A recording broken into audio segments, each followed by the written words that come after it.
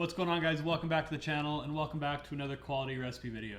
Today I'm going to be showing you how to make a Canadian carbonara, which is my take on the super delicious carbonara dish from Italy, which is traditionally made with no cream.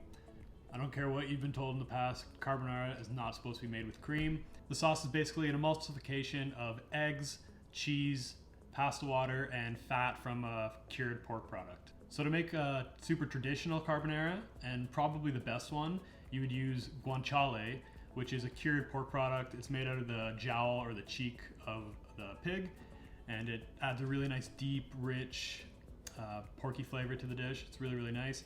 And also Pecorino Romano cheese, which is a sheep's milk cheese. It's a little bit more salty and tangy than other hard cheeses like Parmesan. But in this recipe, and the reason why I'm calling it a Canadian carbonara, is because we're going to be using just regular old smoked sliced bacon that you can find in any grocery store in Canada, or America for that matter, or other countries. And also Parmigiano Reggiano, which also is readily available in every grocery store. So let me show you how to make it. Alright, so this recipe is going to be for 2 portions. So for that we're going to use 6 slices of smoked bacon. So give your bacon a slice, not too thick, not too thin, and then put it into a cold frying pan, preferably one with high sides. Then we're going to need about half a cup of tightly packed Parmigiano Reggiano. Try to grate it on the finest setting that you have. A microplane works really, really well for that. Add in 2 eggs and 2 yolks. Give it a whisk, add a little bit of water just to help it out, and then set it off to the side. Next, get yourself 4 cloves of garlic. We're going to slice them as thin as we can, and then set them off to the side. You're also going to want to freshly grind about a teaspoon worth of black pepper. So before we get into the cooking, fill up a large pot of water, get it to a boil. Alright, now we're going to start cooking our bacon. The reason why we cook it in a cold pan is because as it slowly heats up, it's going to render a lot of the fat, which is going to help it cook and help it get nice and crispy. So cook it on low to medium until it looks something like this. Not too crispy, but just enough. Then we're going to add our sliced garlic. We're going to cook that out for about a minute or until it's really fragrant. Then take it off the heat and drain and strain. Make sure to reserve it. We're going to use some of that later on. Alright, now time for the pasta. Generously salt your boiling water. Get your pasta. This is a good portion. Kind of in between a nickel and a quarter. Give it a quick stir to make sure it doesn't stick. We got to make sure we have everything we're going to need just at arm's length so we can quickly grab it. That's the bacon, the fat, the pepper, the salt, the cheese and egg mix, all right there.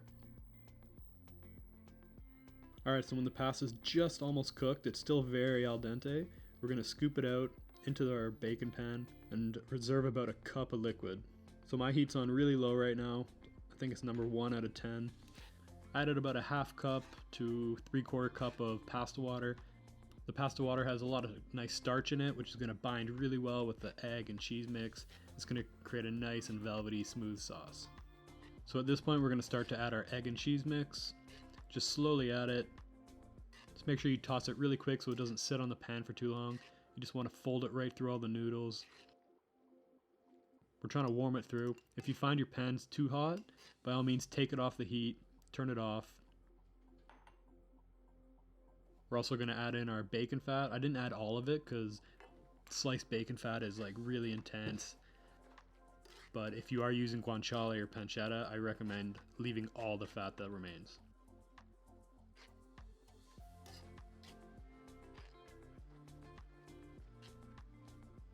So you can see I just turned the heat up a little bit. I found it wasn't quite hot enough, but I'm keeping an eye on it. And you really want to make sure to work it really well. You want to emulsify all the fats, the egg, the cheese, the pasta water. You could want to add a bit more salt or pepper. Shouldn't need any more salt. So yeah, she looks perfect. Time to plate it up.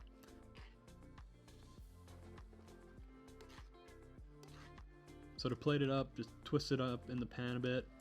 Have it over the plate and see how I'm like grabbing and twisting. This is going to create nice volume. It's going to stand nice and high in our plate. Could add a little bit more on top. I like to finish with a little bit of bacon on top. Garnish with a little bit more pepper, and obviously some more Parmigiano Reggiano. Alright guys, that's it. That's how you make a proper carbonara. Like I say quite often, feel free to make it your own. You could add onions, mushrooms if you like it spicy, add chili, you could add peas, you could add a whole bunch of herbs, basil, thyme, oregano, parsley, give it some color. So if you have any questions, leave them down below, get right back to you on them. If you like this video, give it a thumbs up, subscribe if you haven't already, and I'll be seeing you in the next video.